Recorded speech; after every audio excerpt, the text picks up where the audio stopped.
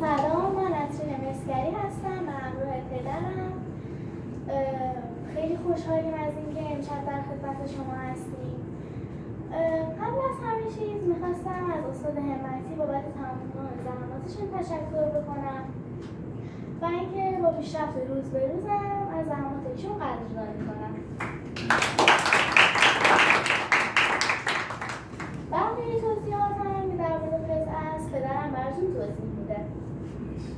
ممنونم. منم سلام عرض میکنم خدمت شما.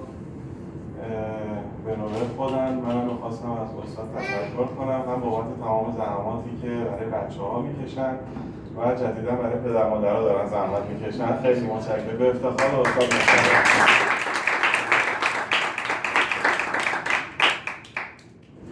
قطعه‌ای که انتخاب کردیم یه علت داشت، این که همیشه من با یکی از عزیزترین دوستان و رفقای قدیم و همسایه دیوار به دیوارم در واقع که با هم همیشه جایی بودیم میخوندیم این قطعه رو میخوندیم، ولی خب متاسفانه دیگه در بین ما نیست متاسفانه و توی سانحه هوایی اوکراین از دستش دادیم ما.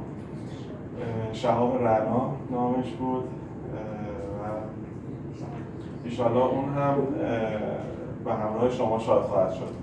قطعه‌ای که انتخاب کردیم از آهنگ‌های سوگلی آقای صدامون الی هست با شعر بسیار زیبایی از ایرج جنتی عطایی و موزیک و تنظیم فوق‌العاده ماروژان مرحوم. آهنگش پوست شیر. به افتخار خودتون.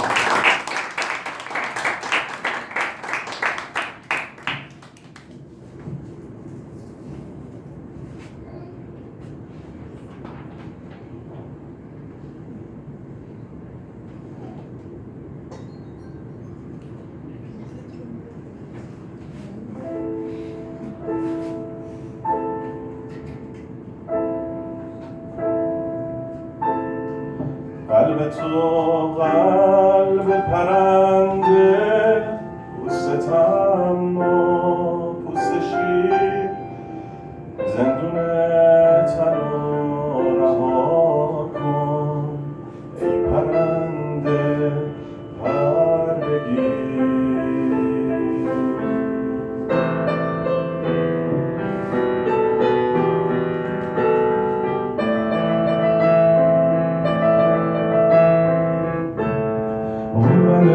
جنگل تن سبز پشت دشته سر به دامن منور روزای تاریک پشت این شبای روشن برای باور بودن جایی باید باشه، باید برای لمس تن باید که سر خستگیات رو به روی سینه بگیره، برای دلواپسی هات واسه سادگیت بمیره. قلب تو قلب پرنده، پوست اما پوست شیر، زندون تن رو رها کن ای پرنده پر بگیر.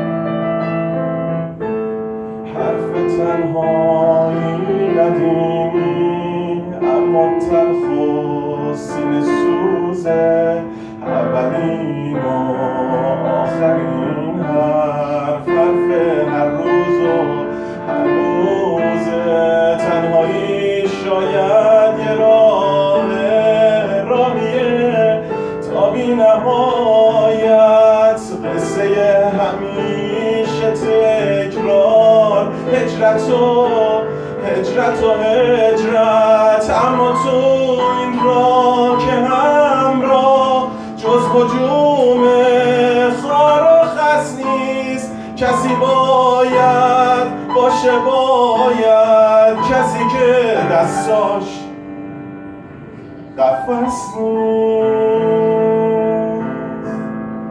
قلب تو